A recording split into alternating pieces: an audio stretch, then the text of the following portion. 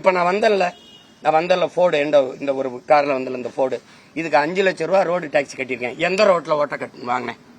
எந்த ரோட்ல வாங்குறதுக்கு ஓட்டுறதுக்கு டாக்ஸ் வாங்கினேன்? அந்த ரோட்டை காட்டுறேன், அதுல மட்டும் ஓட்டிக்கிறேன்.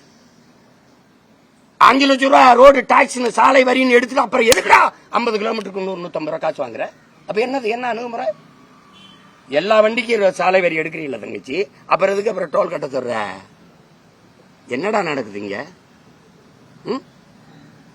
கேட்டா வளர்ச்சி, வெளிநாட்டுல இருந்து முதலீடு கொண்டு வர்றோம். வெளிநாட்டுல இருந்து நீங்க கொண்டு முதலீடு செஞ்சதை திருப்பி எடுத்துட்டு வரிய, இல்லன்னு இங்க இருந்து நீங்க வச்சுட்டு வரிய. ஐயா எடப்பாடி ஐயா கேட்கட்டும், அவர் ஆட்சியிலும் இதே முதலீட்டாளர் இருந்து அம்மா ஜெயலலிதா முதலீட்டாளர் மாநாடே போட்டாங்க. இதுல என் தம்பி 36 லட்சம் பேருக்கு வேலை கொடுத்துருக்கோம் டாப்ல. இங்க 75 லட்சம் பேர் டிஎன்பிசி தேர்வு எழுதிட்டே வெளியில் நிக்கிறான். 15 லட்சத்திங்க 3937 இடம் தான் வாய்ப்பு.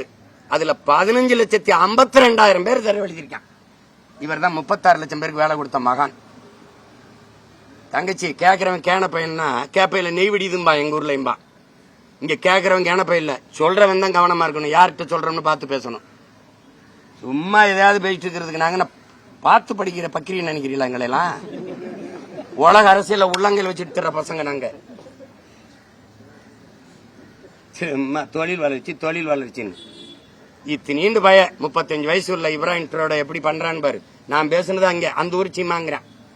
என்னை நீ பார்த்து சிரிக்கிற. நான் மரங்களில் மாநாடு போட்டு சிரிச்சு அப்பதுக்கு அலையா திமுக காடுகளுக்கு மாநாடு போடுறேன். நீதான் பெரிய இவனாச்ச. பனைமரம் நாயாரி பனை மரத்தை பாதுகாக்கணும் போது இவர் பனை மரம் அது ஒரு சாதி மரம். இப்ப நீ பனையை வெட்டாதுன்னு சட்டம் போடும்போது சாதி மரம் இல்ல நீதி மரம் ஆயிருதா? சமூக நீதி மரம் ஆயிருதா? மரங்களை நட்டா நான் மரக்கன்றுகளுக்கு நட்டா அதுக்கு மதிப்பெண் கொடுக்கும்போது சிரிச்ச. இப்ப நீயே ரகசியமா மரக்கன்று நட்டு படத்தை மட்டும் அனுப்புங்க, நாங்க மார்க் போடுறோம். அது சீமான் சொன்னா சிரிக்கிறது, என்ன சினிமாக்காரன் சொன்னா ரசிக்கிறது. டேய் உங்களை எல்லாம் முச்சந்தில வச்சு வெளுக்கிற காலம் வருதா இல்லையான்னு பாருங்க. ஆளுகளை பாருங்க.